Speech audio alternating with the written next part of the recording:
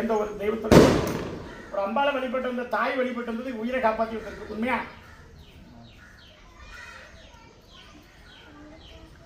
ஒரு முறை உயிரை காப்பாற்றி வந்தது உண்மை. அம்பாள் காப்பாற்றி வந்தது உண்மை. வாகன சம்பந்தப்பட்டதில்ல. உண்மையா? ஆமாடா, கர்ப்பசாமி நான் சொல்றேன்டா.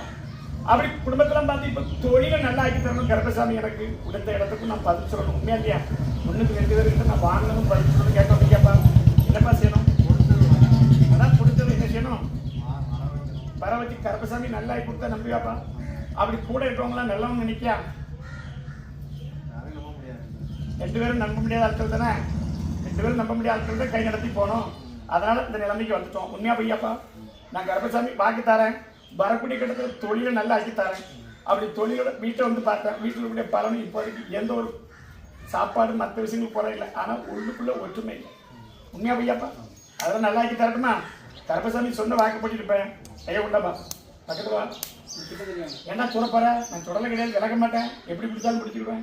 அப்படி இருக்குமா கர்ப்பசாமி? சரிப்பா. வயிறு சம்பந்தப்பட்ட இடது பக்கம் அப்பப்பா பலி இருக்கும். பலி அப்பப்பன்னு சொன்னேன். பலி சம்பந்தப்பட்டது ஒரு பாய் சம்பந்தப்பட்ட பாய். அதான் சொல்றேன். பாய் சம்பந்தப்பட்ட பலி ஒன்று அதை எனக்கு தரேன். தொழிலை கொடுத்து வாங்கலுக்கு தொழிலை நல்லபடியா வச்சா என்னப்பா செய்வேன் கர்ப்பசாமி? ஆனா சொன்ன வாக்குப்படி இருப்பேன். வாக்கு மாற மாட்டியா?